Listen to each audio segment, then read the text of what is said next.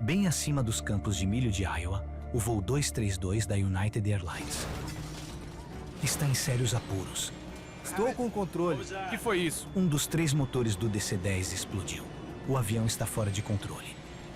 Feche os aceleradores. A melhor esperança da equipe para pousar acontece na cabine. Danny Fitch sabe mais sobre pilotar um DC-10 do que quase qualquer pessoa na Terra. E é assim que eu faço a transição, de um passageiro para um membro da tripulação. Você quer seguir em frente, Al? Deixe retornar e depois afaste. Mas nada em sua vasta experiência o preparou para o que ele encontra. Perdemos todos os 3 sistemas hidráulicos. Quando eu entendi tudo, a conclusão imediata e rápida é: Danny, hoje é o dia em que você vai morrer. Mayday! Mayday!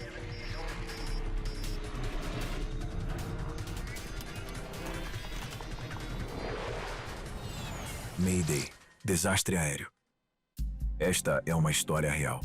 Ela é baseada em relatórios oficiais e depoimentos de testemunhas oculares. O voo 232 da United Airlines Pouso impossível. está na metade de sua viagem de Denver, Colorado, a Chicago. O DC-10 está voando a 37 mil pés.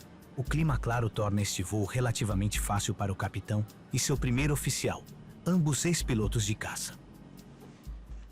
Parece que chegaremos em Chicago a tempo.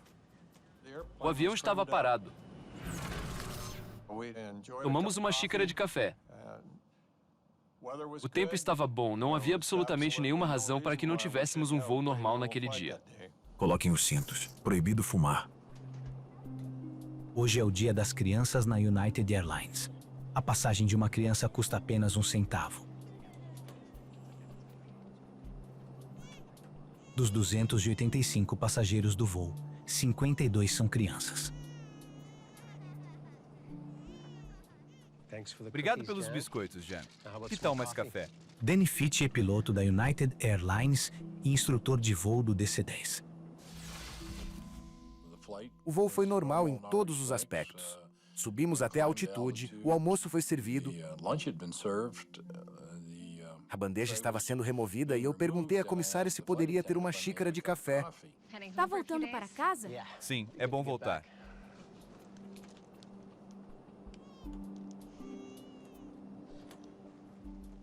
Com licença. Eu aceitaria mais quando tiver um tempinho. Obrigado. Jerry Schemmel é um executivo de basquete que está viajando por Chicago para um draft de jogadores universitários. Era para ser um voo muito calmo. Na verdade, quando embarcamos, nos informaram que não havia previsão de turbulência. Seria uma viagem realmente tranquila de 2 horas até Chicago.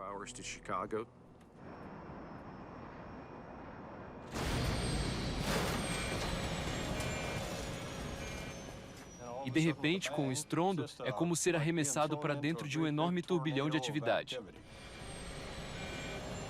O primeiro oficial Bill Records desliga imediatamente o piloto automático e assume o controle manual. Estou com o controle. O que foi isso? Não houve nenhum alarme, nem sinos, nem apitos, nem luzes piscando, apenas uma grande explosão e pronto. Meu primeiro pensamento, quando ouvi aquele barulho e senti algo rasgando pela cabine, foi que uma bomba tinha explodido. Achei que era o fim para todos nós. E então me veio a consciência que ninguém sobrevive a explosões de bombas em aviões. Danny Fitch presta muita atenção a cada movimento do DC-10. A xícara de café não tinha mais café. Estava toda sobre o tecido da mesa. Meu traseiro não estava mais no meio do assento. Agora estava encostado no braço esquerdo. Isso foi seguido por 10 segundos de tremores violentos e intensos na estrutura da aeronave. Assumi o controle. Verifique os motores. Os pilotos mal conseguem controlar o avião. O capitão Al Haynes tenta descobrir o porquê. O avião tremia tanto que era impossível ler os instrumentos sem se inclinar bem perto do painel. Perdemos o motor número 2.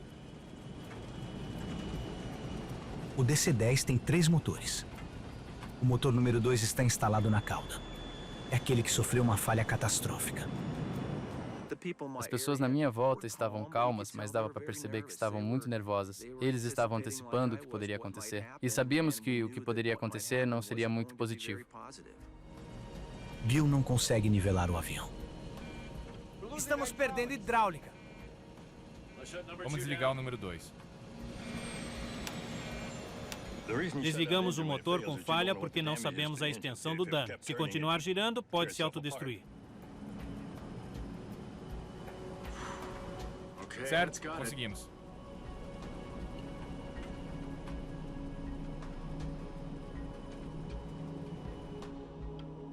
Mas Denifit suspeita que pode haver mais com que se preocupar do que com a perda de um motor. Eu estava olhando pela janela em busca de pistas. E uma das pistas que me apareceu pela primeira vez, e era uma anormalidade, foi o fato de a asa direita dessa aeronave estar caindo. Não faz sentido. O motor número 2 não pode causar esses comportamentos nas asas. Em outras palavras, sua perda não tem nada a ver com o que estou vendo. O Bill disse, Não consigo controlar o avião. isso chama muita atenção. Então, olhe para frente para ver o que os controles de voo estão fazendo. O motor danificado foi desligado. O avião não está respondendo aos comandos do primeiro oficial. Está se inclinando cada vez mais para a direita. É uma sensação realmente muito desconcertante ter os controles para um lado e depois trazer tudo de volta ao máximo possível e mesmo assim perceber que o avião estava indo na direção totalmente oposta. Pode deixar, Bill. Se não estabilizarem o avião, logo estará de cabeça para baixo. Tínhamos o manche totalmente à esquerda e para trás. Isso é impossível em voo normal. Algo estava muito errado. O avião começou a virar de cabeça para baixo e precisávamos impedir isso. Isso não está funcionando. O avião se tornou impossível de pilotar. É uma situação terrível e não pode ser explicada pela perda de um motor. Dudley, verifique os indicadores. O que está acontecendo?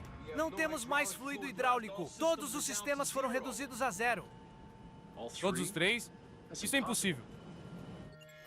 Um sistema hidráulico complexo transporta os comandos da coluna de controle do piloto para superfícies de controle da aeronave, como elevadores, leme e ailerons. Sem fluido no sistema, não há como mover esses controles de voo cruciais. O sistema hidráulico é a força vital do avião. Eles fornecem um músculo para mover os controles de voo, para retrair e abaixar o trem de pouso, para mover os flaps. Muitas das coisas que se movem no avião que são feitas hidraulicamente. Se não tiver hidráulica, não tem controle nenhum. Melhor jogar a coluna de controle pela janela.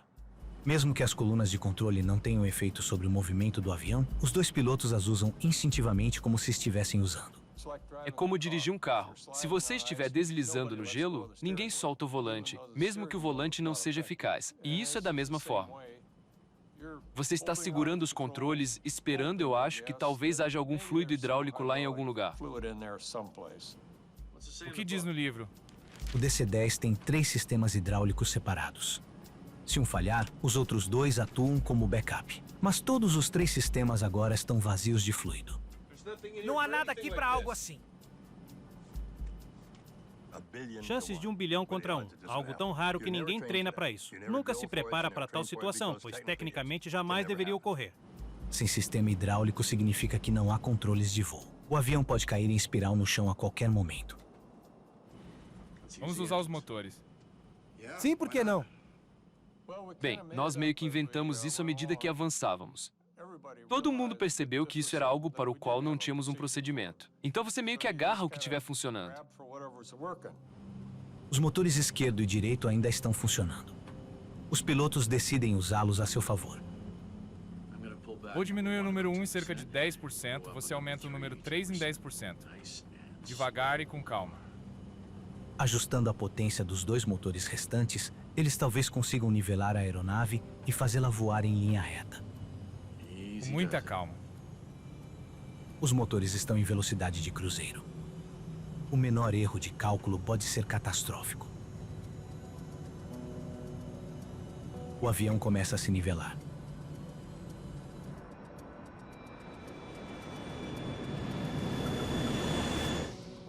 Certo.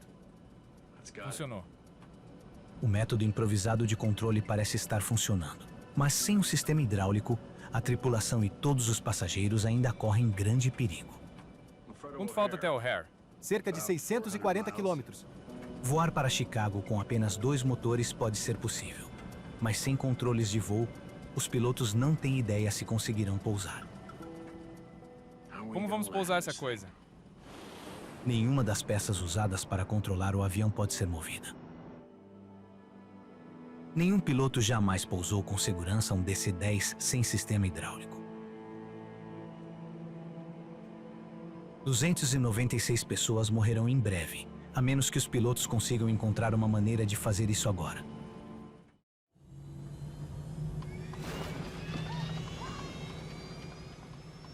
O nariz está caindo. O que está acontecendo aqui?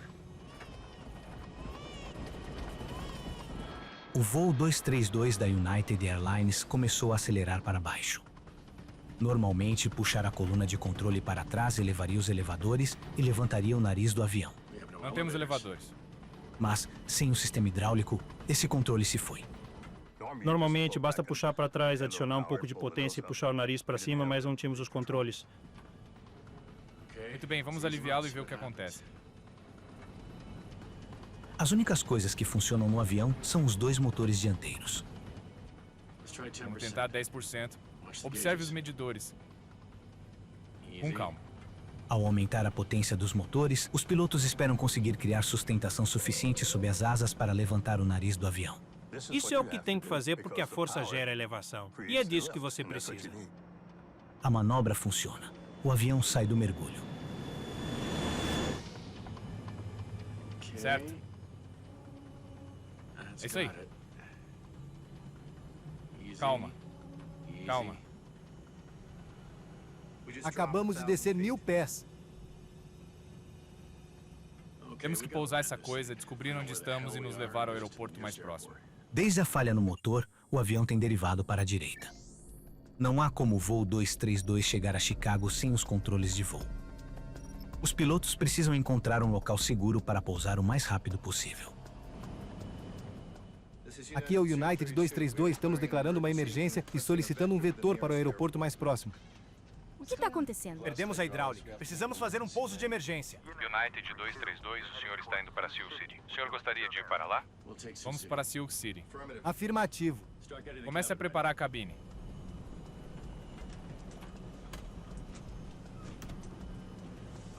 Muito bem. Agora estamos subindo. O avião começa a subir de repente. À medida que isso acontece, a velocidade do ar cai. As asas começam a perder sustentação. Se a subida continuar, o avião vai estolar e cair do céu. Que droga está acontecendo aqui? Preste atenção na direita. Entendi. Para baixar o nariz, o capitão Haynes precisa reduzir a potência do motor enquanto se esforça para manter o voo nivelado. Certo. Está funcionando.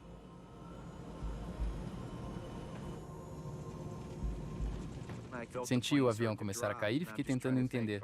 Meu Deus, o que está acontecendo com esta aeronave? Está caindo de novo. Vai com calma. Com cuidado. Com cuidado. Certo. 275. Jesus. O avião desceu mais 1.500 pés. Qual a distância até Sioux City? Cerca de 88 quilômetros. Em 30 minutos, o avião vai cair no chão.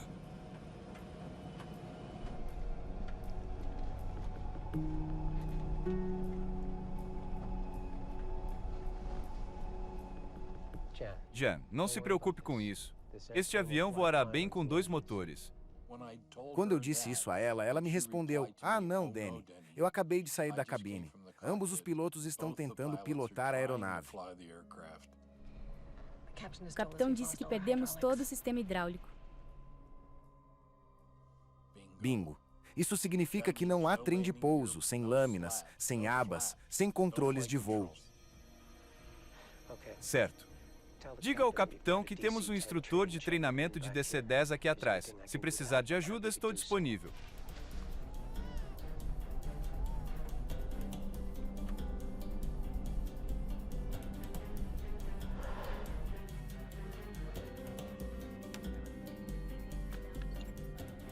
United 232, entendo que está solicitando um pouso de emergência? Afirmativo. Perdemos todo o controle hidráulico e solicitamos um vetor para o aeroporto. United 232, contato radar confirmado. Vira à esquerda, proa 255. Acho que não queremos tentar virar à esquerda. Eu não arriscaria. Concordo.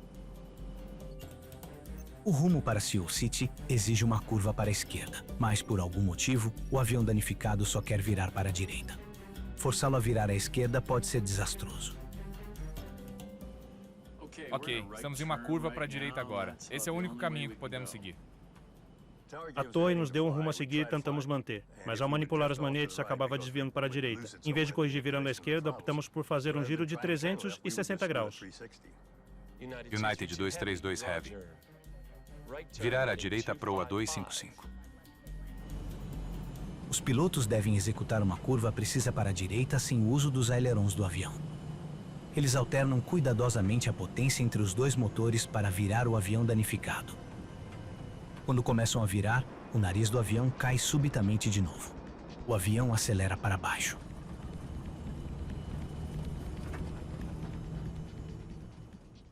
Estamos tentando manter o avião reto e nivelado, mas como o avião queria virar para a direita, sempre que virava para a direita, o nariz descia e a tendência era capotar. Precisávamos evitar isso. Eles conseguiram completar a curva, mas caíram mais 1000 pés. Sioux City ainda está a 64 quilômetros de distância. Acho que não vamos conseguir chegar ao aeroporto, amigos.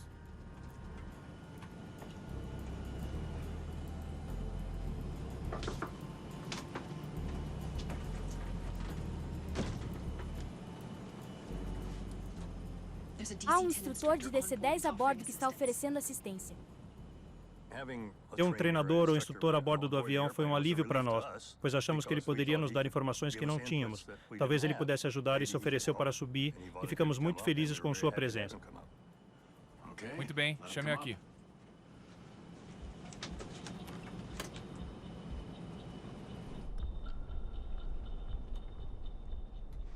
O senhor poderia me acompanhar? E é assim que eu faço a transição. De um passageiro para um membro da tripulação.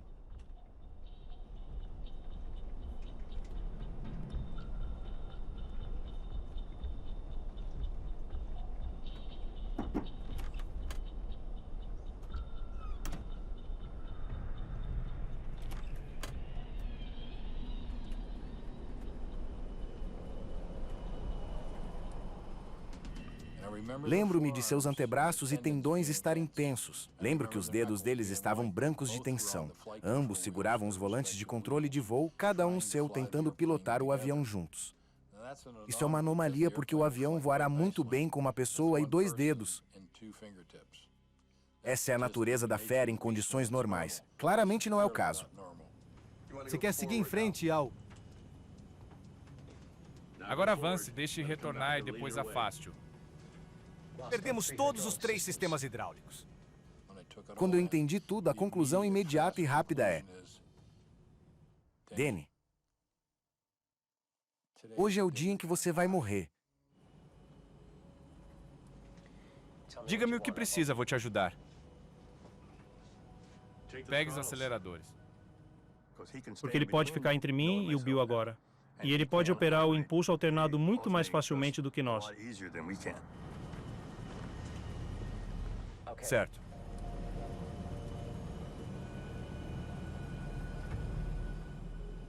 Puxe para trás. E comece a descer. Fitch deve reduzir a velocidade dos aceleradores para impedir que o avião suba. E não demorou muito, até eu começar a perceber o comportamento do avião. Não, ainda não. Espere um minuto até o nível subir. Os comissários de bordo estão se preparando discretamente para um pouso de emergência. Não parece bom. Observei os comissários de bordo, como muitas pessoas fizeram, bem de perto, só para ter uma ideia do que eles poderiam estar pensando, o que poderiam saber, o que poderiam estar sentindo. E por vários minutos eles passaram o tempo todo limpando a cabine. Danny Fitch mantém os olhos na coluna de controle para descobrir o que os pilotos querem que ele faça. É Sioux City à direita? Isso mesmo. Finalmente, seu destino está à vista. Normalmente, os pilotos começariam a reduzir a velocidade na aproximação do aeroporto, mas sem controles de voo, isso é algo que eles não podem fazer. Devido à perda do sistema hidráulico, eles não puderam configurar as asas para o pouso normal. Portanto, eles tiveram que se aproximar muito mais rápido para manter a elevação necessária. Não tínhamos absolutamente nenhuma maneira de controlar a velocidade. A maior preocupação de todos nós era o quão rápido estávamos indo e tentar desacelerar. E não havia nada que pudéssemos fazer a respeito. Se eles conseguirem se alinhar com a pista de pouso e decolagem, vão atingi-la em uma velocidade muito alta. Não há como saber o que o impacto fará com o avião. O que aconteceria quando aterrissássemos era uma grande preocupação porque não podíamos levantar o nariz para uma atitude de pouso. E quando atingirmos o solo, o que vai acontecer é uma boa pergunta. E onde vamos entrar na pista? Um pouco mais à direita. Fitch continua a manter o avião nivelado e no curso, alternando a potência dos dois motores. Intuitivamente, comecei a sentir o avião e senti que ele estava se tornando um comigo. Se isso faz sentido, senti que o avião estava me enviando sinais de que faria alguma coisa antes disso. Sou Al Haynes. Oi, Al. Danny Fitch. Não há registros aqui. Te digo uma coisa. Vamos tomar uma cerveja quando tudo isso acabar. Bem, eu não bebo, mas com certeza vou aceitar uma. Nós estávamos enfrentando a morte, todos nós estávamos, e nossos passageiros também. O United 232 está a menos de 10 minutos de um pouso quase impossível. Não se espera que ninguém sobreviva.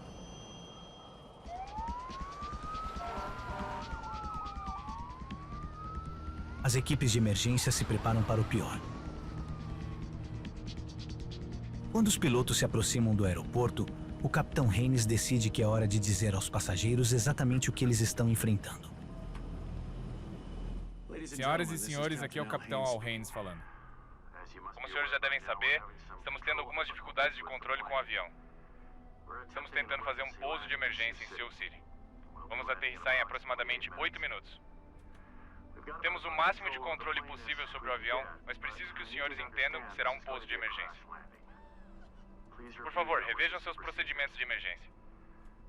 Isso vai ser pior do que qualquer coisa pela qual os senhores já passaram antes, e precisam estar prontos. Faremos tudo o que estiver ao nosso alcance para levar todos para o solo, mas precisamos da cooperação dos senhores. Acho que o capitão Haynes queria ser o mais honesto possível conosco. Ele não queria esconder a verdade. Ele queria que soubéssemos que estávamos em uma situação muito difícil. Eu estava convencido de que não ia conseguir. Pensei, este é o meu dia de partir. Havia uma grande incerteza sobre qual seria o resultado. Acho que houve uma percepção de que o avião ia ficar muito danificado, que havia uma grande probabilidade de ferimentos ou coisa pior. Muito bem. Vamos começar a descer.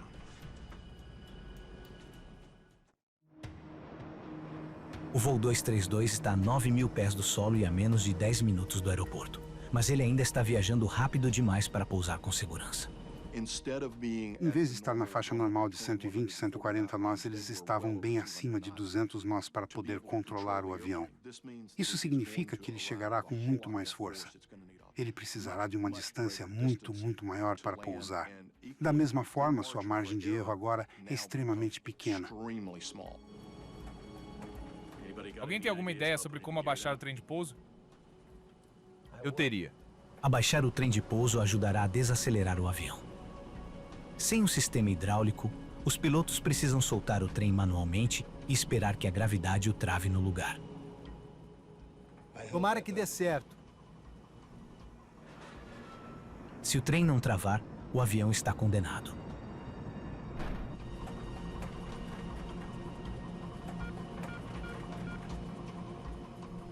Tudo verde. O trem de pouso cria resistência suficiente para reduzir levemente a velocidade do ar, mas o avião ainda está viajando quase 70 nós mais rápido do que deveria. Beleza, vamos começar agora.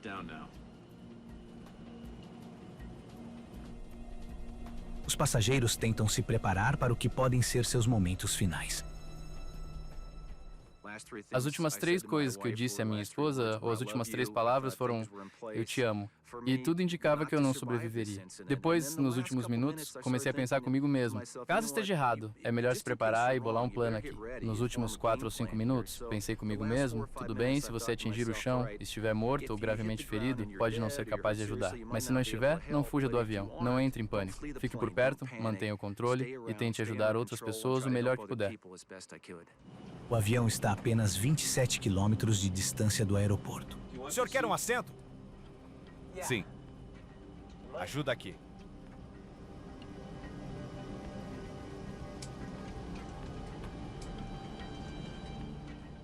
Certo. Todos os pilotos precisarão estar bem presos para a tentativa de pouso.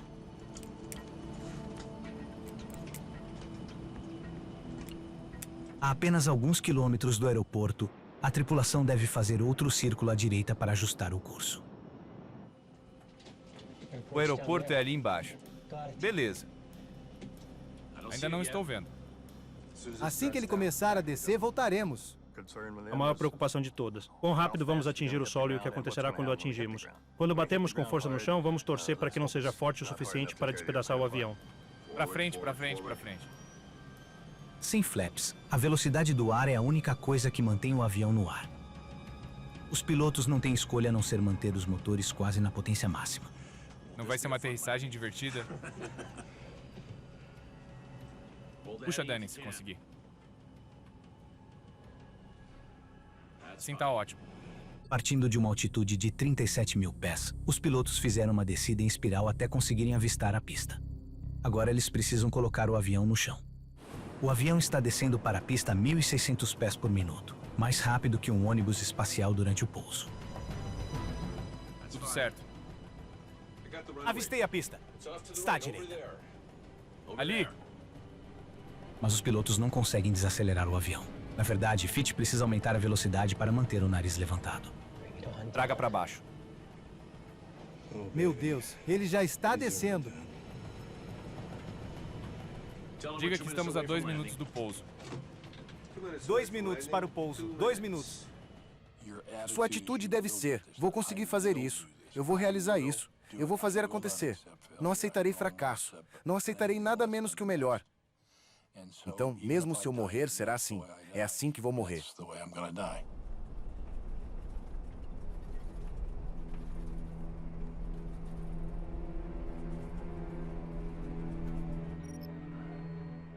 O 232 está autorizado a pousar em qualquer pista. Você tá querendo fazer isso se transformar em uma passarela, né? Agora sei que estamos perto o suficiente, chegando rápido o bastante para alcançar o aeroporto. Esse era o objetivo principal.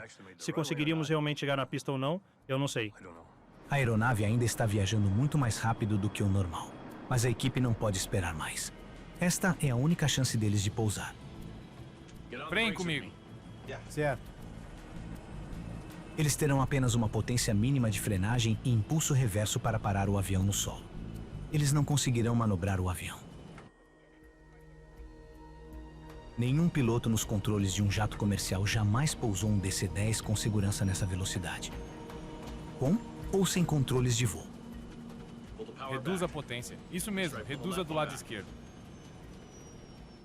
Você podia ouvir pessoas chorando e de vez em quando dava para ouvir pessoas meio que gritar um pouco. E lembra-me de pensar no final, tudo bem, não há mais nada que eu possa fazer para me preparar aqui. Agora só preciso ver o que acontece e ver como se desenrola.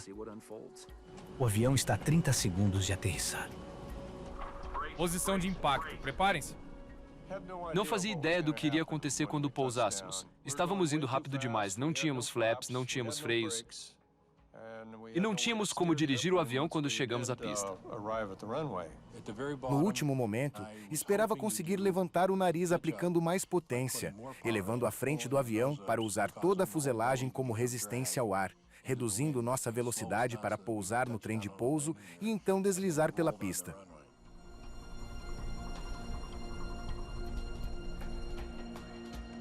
Os controladores não conseguem suportar ver o que está prestes a acontecer.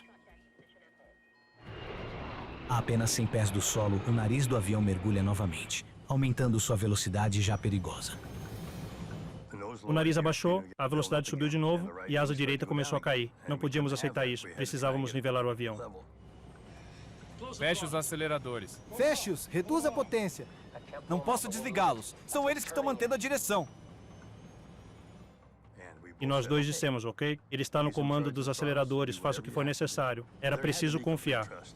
Tá bom, tá bom.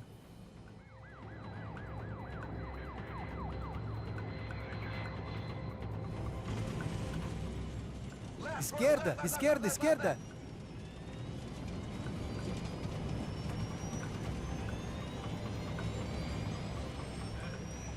Estamos virando.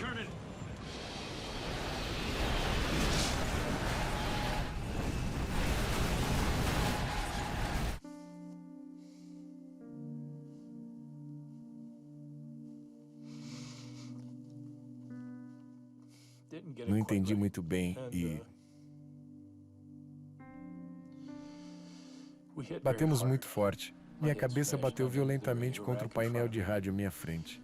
Era como se uma mão gigante pressionasse minha cabeça, forçando meu rosto contra o painel. Fomos atingidos de forma incrivelmente forte. Acho que, apesar de todos os pensamentos sobre como seria, eu não estava preparado para esse impacto. Senti o avião capotar e deslizamos invertidos e para trás por um tempo que parecia infinito. Lembro-me de olhar pela janela e ver que ficou azul por um instante. Escureceu novamente para marrom e verde. E depois mais violência do que consigo expressar em palavras.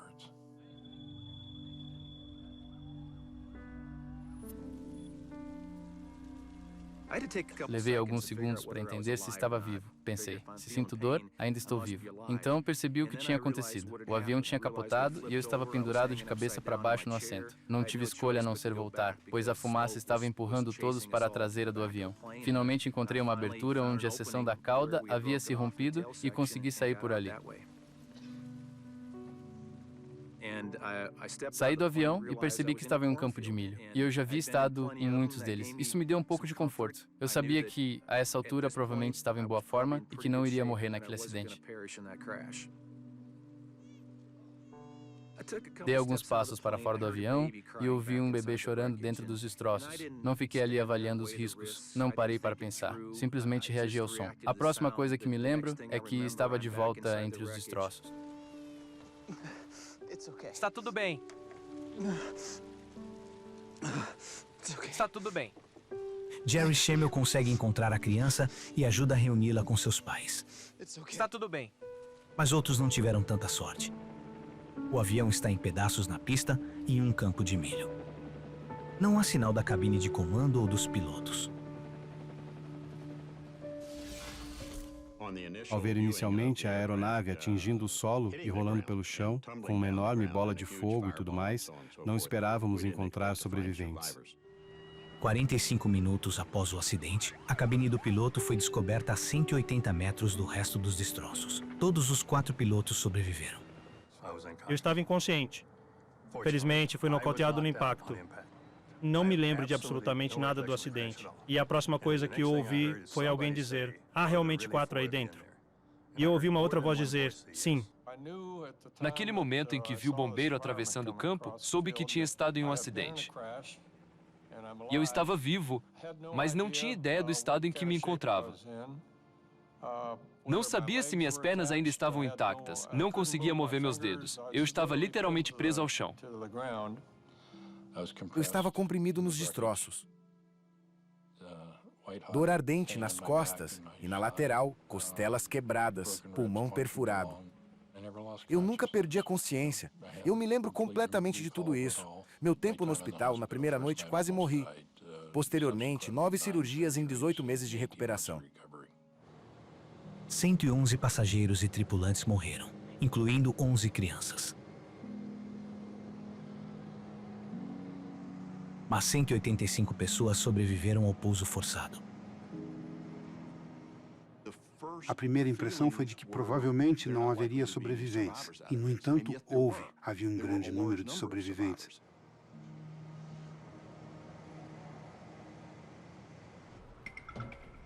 Os danos na seção da cauda confirmam o que os pilotos relataram. O motor número 2 explodiu em pleno voo. Os investigadores precisam saber por quê e como isso levou à perda catastrófica de todos os sistemas hidráulicos. Nós já sabíamos muito bem o que estávamos procurando. Sabíamos que tínhamos tido uma falha de motor de proporções horríveis. Sabíamos que tínhamos tido um problema hidráulico que havia esgotado os 3 sistemas hidráulicos. Bob McIntosh, do Conselho Nacional, está à frente da equipe enviada para Sioux City. A investigação rapidamente se concentrou nos estilhaços, nas trajetórias das várias partes e em como eles poderiam ter incapacitado o avião da maneira que fizeram. Não demora muito para os investigadores descobrirem que uma peça vital do motor está faltando. O disco do ventilador é uma parte tão óbvia da frente do motor que, quando está faltando, você percebe imediatamente. O disco do ventilador é uma das maiores peças do motor. Ele é responsável por trazer o ar para o núcleo. Ele pesa cerca de 180 quilos, tem cerca de 80 centímetros de diâmetro. Isso estava faltando. E sabíamos que seria nosso trabalho encontrá-lo, pois foi essa a força destrutiva que derrubou o avião. Já que o acidente envolveu a falha de um componente tão importante, os metalúrgicos se juntaram ao conselho para ajudar a encontrar a causa. As peças rotativas dos motores dos aviões a jato precisam suportar muito estresse, então você deve usar um material que otimize a resistência e minimize o peso. Então, na frente do motor, o disco do ventilador, por exemplo, eles usam ligas de titânio. Os motores a jato são extremamente confiáveis. É quase inédito que um disco do ventilador se quebre. A falha de uma grande peça rotativa de qualquer tipo, seja na parte dianteira ou em qualquer lugar do motor, é um grande evento. Antes que possam compreender esse fracasso raro, os investigadores devem encontrar o conjunto de lâminas de ventilador que está faltando. A pista para solucionar o mistério por trás do acidente provavelmente está no campo de um fazendeiro em algum lugar de Iowa. Uma busca em larga escala começa. Foi extremamente frustrante para nós porque sabíamos que não tínhamos a peça e que seria um trabalho muito difícil encontrá-la. Estávamos motivados a encontrá-lo, mas sabíamos que seria difícil. Não consigo controlar o avião. Enquanto isso, os investigadores voltam sua atenção para o sistema hidráulico do avião, perguntando-se como um sistema com redundância tripla poderia ter falhado. Em teoria, se você perde um motor, perde um dos sistemas. Nosso desafio, reconhecendo que o motor número 2 era a origem do problema, era tentar descobrir por que os 3 sistemas hidráulicos haviam falhado. Cada um dos 3 sistemas hidráulicos é acionado por um dos 3 motores. Como apenas o motor falhou, 2 sistemas hidráulicos deveriam ter continuado funcionando. Os investigadores examinam os destroços ao redor do motor número 2. Eles começam a ver o que pode ter acontecido. Havia um local onde todos os 3 sistemas hidráulicos se reuniam, que era no estabilizador horizontal para acionar os elevadores para controle de subida e descida. Todas as 3 linhas hidráulicas do avião se concentram na parte traseira, abaixo do motor traseiro. O sistema número 2 foi destruído quando o disco do ventilador se rompeu. A explosão de estilhaços danificou os 2 sistemas restantes. Todas as linhas hidráulicas foram perfuradas ou cortadas. O avião basicamente sangrou até a morte. Assim, conseguimos entender como uma falha no motor número 2 levaria à inoperância dos motores número 1 e número 3. Esquerda, esquerda, esquerda! Agora que os investigadores sabem o tamanho do dano causado pelo disco do ventilador quebrado, é ainda mais urgente descobrir por que ele falhou. Eles precisam encontrar a peça quebrada. A recompensa de $50 mil é oferecida a quem a encontrar.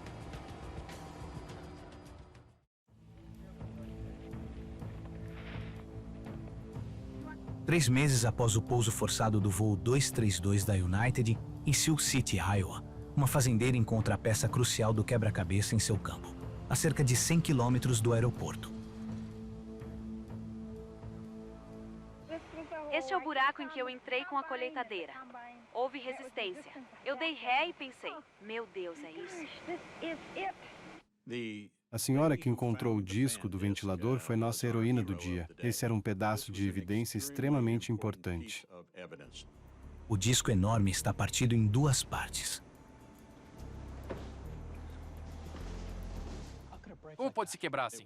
Era extremamente incomum e nós realmente queríamos tentar descobrir por que essa coisa tinha o que chamamos de explosão. A liga de titânio usada para fabricar essa peça vital é extremamente forte e resistente. Ela não deveria simplesmente se partir em duas. Dê uma olhada nisso. Quando você vê o disco quebrado pela primeira vez, é quase inimaginável ver como algo tão grande pode se quebrar em 2 pedaços. Isso não aconteceu da noite para o dia. A inspeção detalhada da parte quebrada revela evidências surpreendentes de por que se fraturou. É definitivamente fadiga. Foi muito fácil ver isso visualmente, ver que havia uma fissura de fadiga ali. A investigação então continuou para ver onde a fissura por fadiga começou. Você pode cortar uma pequena seção daqui? Os investigadores precisam saber o que enfraqueceu essa poderosa liga metálica. Eles rastreiam a fratura até onde ela começou e removem a seção para teste.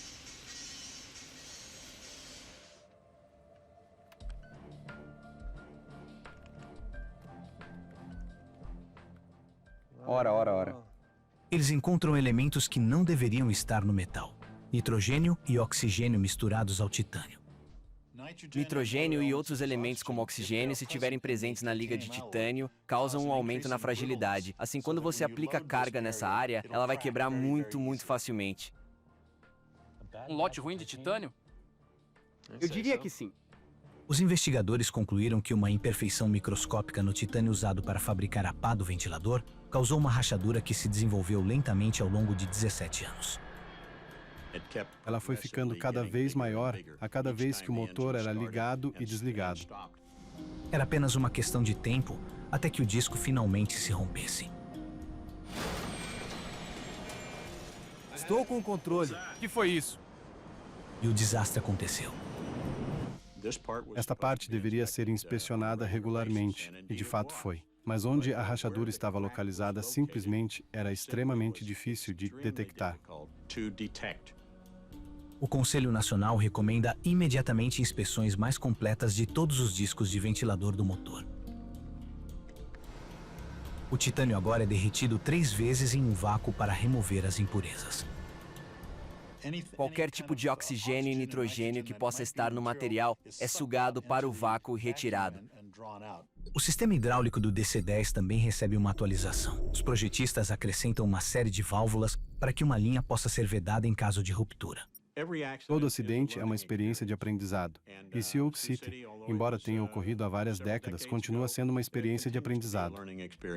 Apesar da perda de vidas, as ações dos pilotos durante o desastre são aclamadas como um feito magnífico de pilotagem. Acho que alguns dos sobreviventes ficaram surpresos com o fato de terem conseguido, mas isso foi uma prova da habilidade da tripulação e da robustez do avião. Não temos mais fluido hidráulico. Todos os sistemas foram reduzidos a 0. Isso é impossível. Quando perderam o terceiro sistema hidráulico, eles estavam em uma área desconhecida, sem lista de verificação e tendo que improvisar. Vamos usar os motores. Foi um evento catastrófico que eles conseguiram transformar em algo razoavelmente positivo. Diga-me o que precisa, vou te ajudar. Pegue os aceleradores. A decisão do Capitão Haynes de aceitar uma oferta de ajuda em um momento de crise é o que muitos acreditam ter salvado a vida de 185 pessoas. Certo.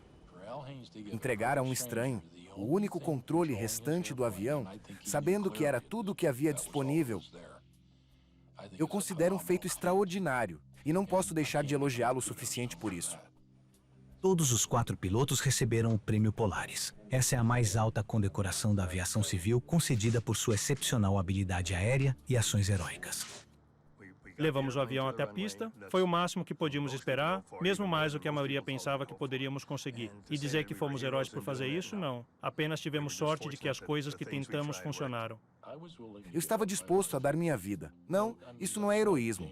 Quero dizer, eu estava pronto a sacrificar minha vida porque, para mim, essa é minha responsabilidade como comandante de uma aeronave. As pessoas confiam em mim. Eu não posso trair essa confiança. All Haynes e Bill Records voltaram à cabine 1 ano após o acidente.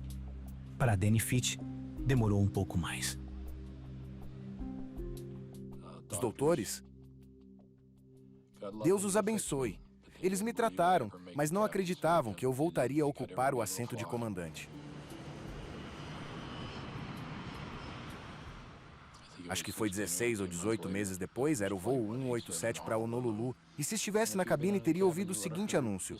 Hoje, no comando do seu voo, está o capitão Danny Fitch. Nunca desista.